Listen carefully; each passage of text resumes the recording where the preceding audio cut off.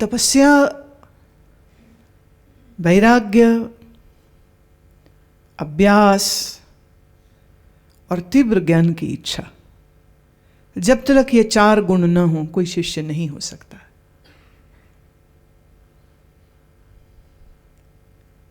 समाधि का वर्णन करने के बाद अब इस साधना पाद में ऋषि पतंजलि पहला श्लोक देते हैं जो हमें इस विषय को और स्पष्टता से समझने का उपचार, तरीका,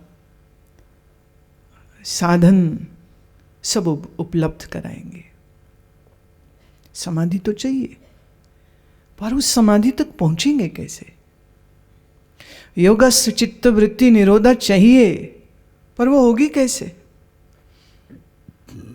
सबीज समाधि, निर्बीज समाधि चाहिए, पर वो होगी कैसे?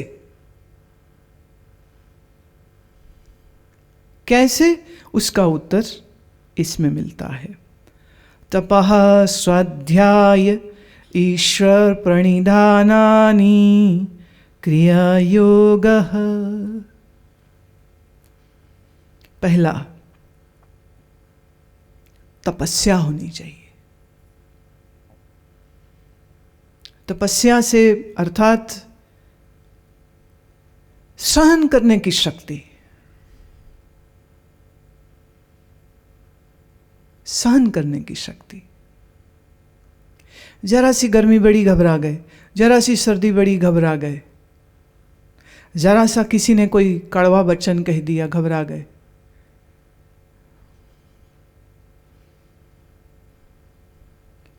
शरीर के तल पर सुख दुख को सहन करना, सर्दी गर्मी को सहन करना।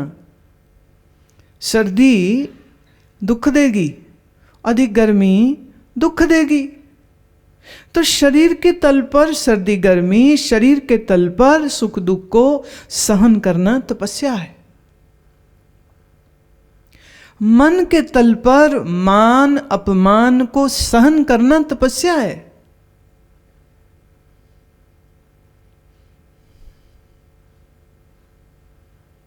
साधक कैसा होना चाहिए? उसे सम्मान की चाह नहीं होनी चाहिए। अगर है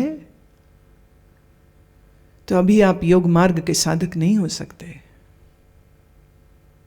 मान की इच्छा नहीं। अच्छा, जिसे मान की इच्छा नहीं उसे अपमान का भय नहीं होता। When you expect somebody to give you respect and it doesn't comes, you will be upset. So you're not upset that you didn't get respect. You will be more upset that why didn't I get it? I am supposed to get it. Who said so? किसने कहा आपको सम्मान ही मिलेगा हमेशा? पर सम्मान की कामना हमेशा बनी रहती। मैंने किया पता लगना चाहिए, मैंने ये दान दिया सबको मालूम होना चाहिए, ये चीज अच्छी बनी मैंने बनाई सबको पता लगनी चाहिए। और तो और मैंने ये सेवा कार्य किया पता लगना चाहिए। सोचिए, हुई के ने अपना हाथ काट दिया था क्योंकि उसे समझ नहीं लग रही थी ना, प्रूव कैसे करूं कि मैं एक खोजी हूं, मैं एक आपका शिष्य होने को उत्सुक व्यक्ति हूं। महीनों खड़ा रहा वो, उन्होंने उत्तर नहीं दिया, समझ नहीं लगी। कैसे समझाऊं, कैसे कहूं कि मेरे लिए जीवन व्यर्थ है अगर मेरे जीवन में ज्ञान नहीं है, गुरु नहीं है। तो गुरु चाहिए, ज्ञान चाहिए, फिर चाहे कुछ देना पड़े, कुछ देना पड़े। महीनों यूं खड़े रहे ना,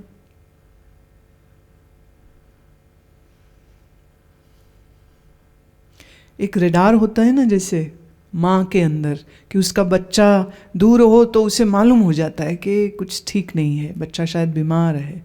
जैसे माँ के अंदर एक सेंस होती है बच्चे के लिए, ऐसे ही जिसको सत्य की तलाश है ना, उसके अंदर भी ये एक रेडार होता है कि ये व्यक्ति है जो मेरा गुरु है, ये व्यक्ति है जो मुझे ज्ञान देगा, ये व्यक्ति है जहां जाके मेरी खोज पूरी होगी। और जब वो व्यक्ति मिल जाए उसको, तो फिर भले कोई कीमत क्यों ना चुकानी पड़े, वो चुकाता है। तपस्या, समाधि का लक्ष्य अगर पूर्ण करना चाहते हो तो जीवन में तपस्या लाओ। मैंने ऋषिकेश, वृंदावन, जमुना जी के तट में, ऋषिकेश के जंगलों में, उत्तरकाशी में, बद्रीनाथ में, अमरनाथ गए तो ऐसे बहुत से साधु देखे जो जैसे दुनिया गंगा जी के किनारे में बैठ के जप करती, वो गंगा जी के जल में खड़े होके करते।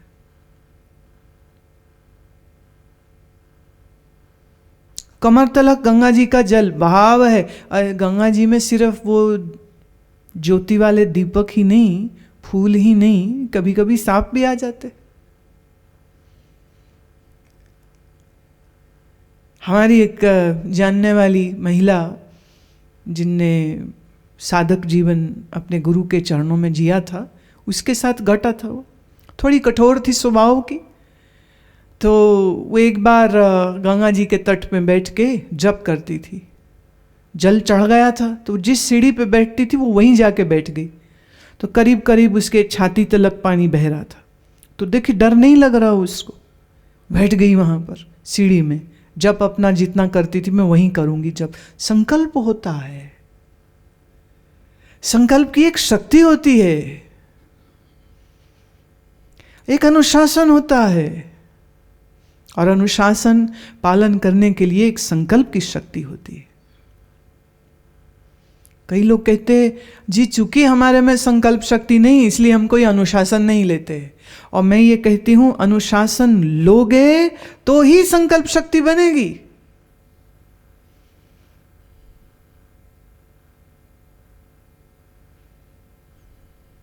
संकल्प करके देखो,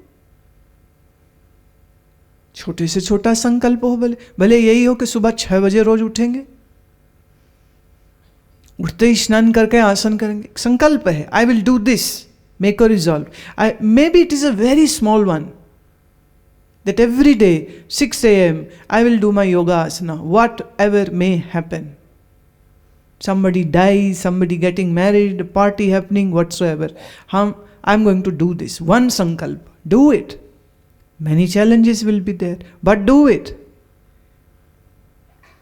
Maybe for 21 days, maybe for 40 days. And if you have done for those 40 days, you have gained something, and that's called the mind power.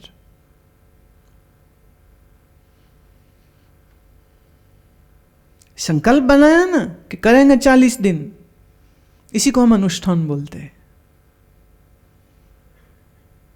Anushthan. Anu means small. Stan means to be established into that. So you form a resolve and you establish yourself and follow that discipline for certain period of time. If you do that, even if it is a small one, your mind power will be so much.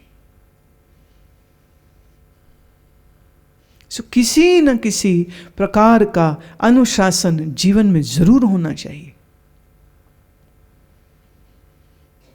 पुराने समय में जितने भी जनेऊ धारण करते थे उन सबको एक क्या अनुशासन मिलता था? सुबह और शाम संध्या करनी है। सूर्य उदय के समय, सूर्यास्त से पहले, 2 times have to do it. मेरे परिचय में एक पंडित थे, पंडित जगदीश चंद्र। बहुत पहले उनका शरीर चला गया। तो ज्योतिष में रुचि थी मेरी, और हमारे एक संत के वो जानने वाले थे। तो कई बार समय लगता तो मैं उनके वहाँ जाके बैठ जाती, और वो जो भी पत्री बनाते या जो भी चर्चा होती, तो इस तरह के प्रसंग में मेरी उनकी मुलाकात होती। उन्होंने एक बात कही, कहते मेरे को बड़ी इच्छा हो रही थी कि मैं दक्षिण भारत के जितने मुख्य तीर्थ हैं वो सब करूं। तो ट्रेन में उन्होंने अपना टिकट बनवाया और यात्रा करी शुरू। अब नियम यह है कि दोनों समय संध्या करनी है, ट्रेन चल रही है। तो कहते मैं ट्रेन के बाथरूम में ही नहा लेता दोनों समय, और नहा करके अपनी सीट पे आसन बिछा के एक छोटा सा अपना पीठ बनाया जिस पे अपने गुरु का, इष्ट का चित्र रखा, और चलते हुए ट्रेन में मैं दोनों समय की संध्या करता था। अब हम सफर में हैं तो हम संध्या नहीं करेंगे, ऐसे थोड़ी होता है। और एक बार यूं हुआ कि उनके अपने पुत्र का विवाह था, तो इधर विवाह का कार्यक्रम चल रहा है और इधर संध्या का समय हो गया, तो अपनी संध्या को चले गए। 20 मिनट लगते थे उन्हें, वो 20 मिनट तो पूरे बारात और दूल्हा सजाया वेट कर रहा है कि पिताजी आएंगे तो बारात निकलेगी। पिताजी क्या कर रहे हैं? पिताजी संध्या कर रहे हैं। इसे मैं क्या कहती हूं? अनुशासन।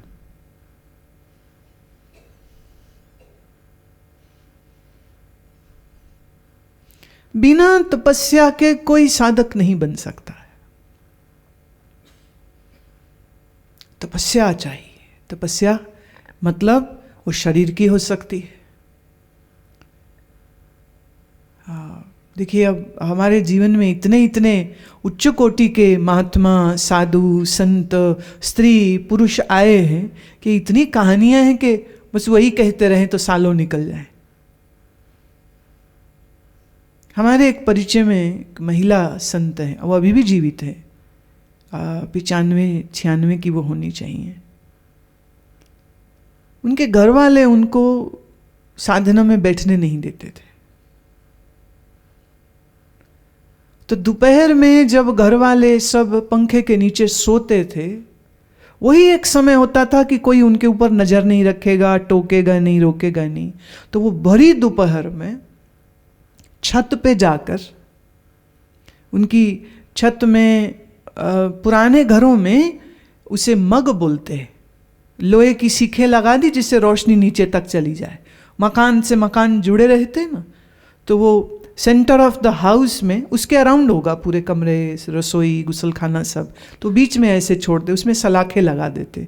और जो टॉप पे होती है, नीचे बारिश या धूप ना आए तो उस पर लोहे के वो पत्रे रख देते, बड़ी शीट समझ लो, तो वो शीट्स रख देते थे। तो घर बहुत चौड़ा नहीं था और छत पर वो लोहे के शीट हैं। वो दोपहर में छुप के अपनी साधना कर सके तो वो छत पे जाके उन लोहे की तपी हुई गर्म शीट पे ही बैठ जाती थी। बैठना आवश्यक है। उसके गुरु ने जो साधना दी है वो करना आवश्यक है। कमरे में नहीं कर सकती, पंखे के नीचे नहीं कर सकती। घर वाले मारते थे उनको, वो बैठती थी आंख बंद करके, वो पीटते थे डंडे से, जूते से, उनकी पिटाई होती थी कि ये क्या काम कर रहे हो तुम, कैसे करे। तो वो लोहे की छत पर बैठकर करे। फिर कभी रात को जब सब घर वाले सो जाएं तो रात को करे। तो वो कहे रात को करूं तो मुझे नींद आवे। उन्हें सब देवी जी बुलाते थे, तो उन्होंने कहा, कहते फिर मेरे को सूझा मैं क्या करूं कि मुझे नींद भी आ रही है, वो बैठना भी है, रात ही है, दिन में तो घर वाले बैठने नहीं देंगे। तो कहते मैं रसोई से लाल मिर्चे ले लिए, आंख में लाल मिर्चा लगा करके बैठ गई मैं कि अब कैसे नींद आएगी।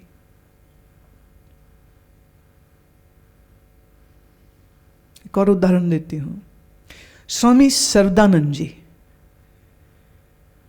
परमार्थ आश्रम के एक पीठस्थ जो हुए थे मंडलेश्वर, स्वामी सदानंद जी वो उनके शिष्य थे। मेरी आयु उस समय 9-10 वर्ष की होगी जब वो अमृतसर में आए सत्संग करने के लिए। तब मैंने उनका दर्शन किया, उनको सुना। बड़े प्रभावशाली महात्मा थे, वेरी हैंडसम, ब्यूटिफुल। बहुत खूबसूरत शरीर से और बहुत ही खूबसूरत वाणी से, ऐसा मीठा वो बोलते थे और इतने विद्वान थे। उन्होंने अपने जीवन की एक बात सुनाई थी। बोले मैं बद्रीनाथ में था और गुरु ने नियम दिया था कि अलकनंदा नदी के तट पर बैठ के सुबह ब्रह्म मुहूर्त में मंत्र जप करना है। और मैं जाऊं तो मुझे नींद आए। गुरु जी से कहा, गुरुदेव देखिए ये ईमानदारी होती। He is not hiding it that I am sleepy when I am doing my मंत्र जप। With all honesty and humbleness, he went to his guru and said that I am very sleepy, what to do, I don't know. Please guide me. Guru said, okay, come. He took him to the banks of Alaknanda, the roaring, raging river. He chose the steepest point, chose a rock, and he said, sit here. He said, Gurudev, if I sit here and if I go a bit sleepy, I'll fall down in Alaknanda. Guru said, so what? What can happen? You can only die. So what? Haven't you left the whole world? So even if you die, why should you care? Because if you sit here, sleep cannot come to you.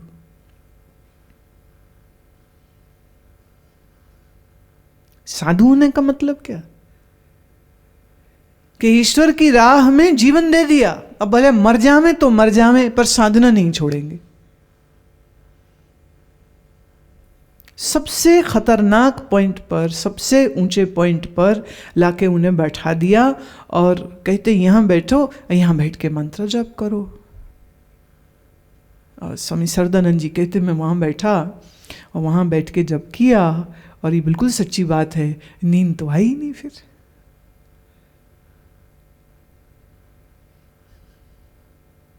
मृत्यु के भय से मुक्त होता है साधक तपस्या करने से। शरीर क्या है? एक भोगी के लिए शरीर सिर्फ भोगने की वस्तु है, बट एक साधक के लिए भोग की वस्तु नहीं है। वो अपनी इंद्रियों का गुलाम नहीं है। वो किसी वासना में तड़पता नहीं है। वो उसका एक ही लक्ष्य है, एक ही लक्ष्य, और वो है आत्मज्ञान, समाधि की अनुभूति, परम पद की प्राप्ति, बस। तो इस तीव्र वैराग्य के होने के लिए, इतना तीव्र वैराग्य तुम्हारे अंदर नहीं है, तुम्हें भी पता है, पतंजलि को भी पता है। इसीलिए पतंजलि कह रहे हैं तुम्हारे अंदर वैराग्य क्यों नहीं है? क्योंकि तुम्हारे जीवन में तपस्या नहीं है।